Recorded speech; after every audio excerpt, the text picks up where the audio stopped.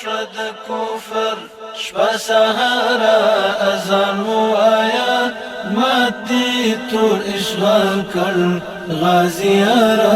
اذان وایا تیر شود کفر شپه سهارا اذان وایا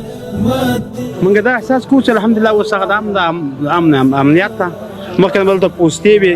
تر دې وخته بل ته په دوکانو کې ناستې نه شولو په سلاو پیرو هلته په ما ډزې کړي لاس پیرې د مخ نه مې دغه یو ډېس د سملرې مرمۍ لګېدلي دوکان کې ناست یم بس ضربې را باندې چلولي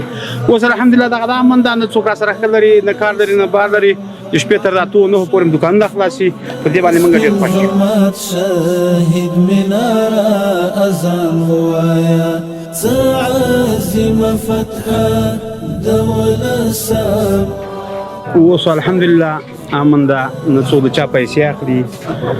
او ځکه د مجاهدینو حکومت ته طالبانو حکومت ته نه غل سرک در راختلی شي بعد له وخته هېڅوک په سرک نشي ګرځېدلی ځکه نظام د طالبانو ده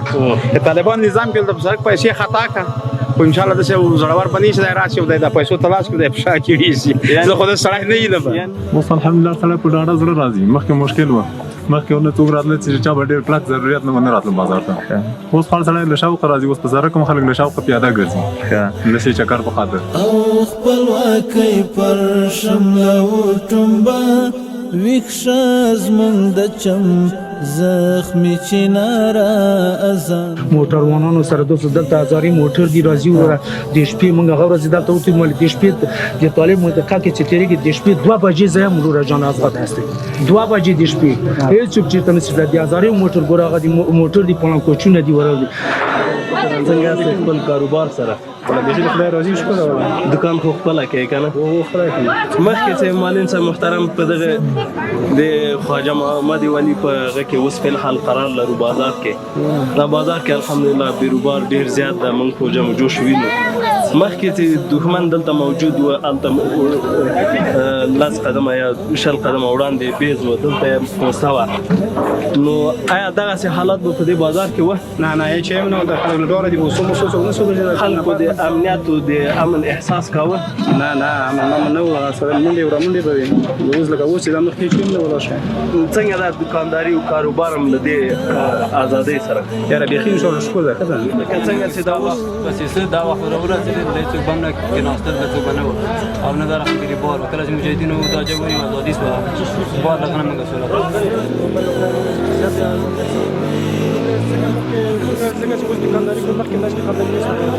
کله به جنګ ولګي موږ به دکانونه موږ باندې کړه کول موږ ته به کنځلې کول موږ به دې څه اخیستل موږ دکانداري ته نه په دې بازار کې خصوصا لکه څنګه چې تاسو وینئ چې هېچا ګشت و ګام نسو کولی چا خپل کاروبار نسو کولی څوک د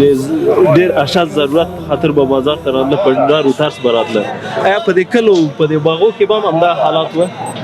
همدا حالت به کلو باغو کې موږ خپل ډار ترس نسو راغلی دلته نسو کړلی موږ بس کله ته راغلو دلته به موږ ته کنځلې کړل موږ به دې نسو أنا شيتو يا أذان ويا ما تشوي دغل كوري بنا بيد الكورتي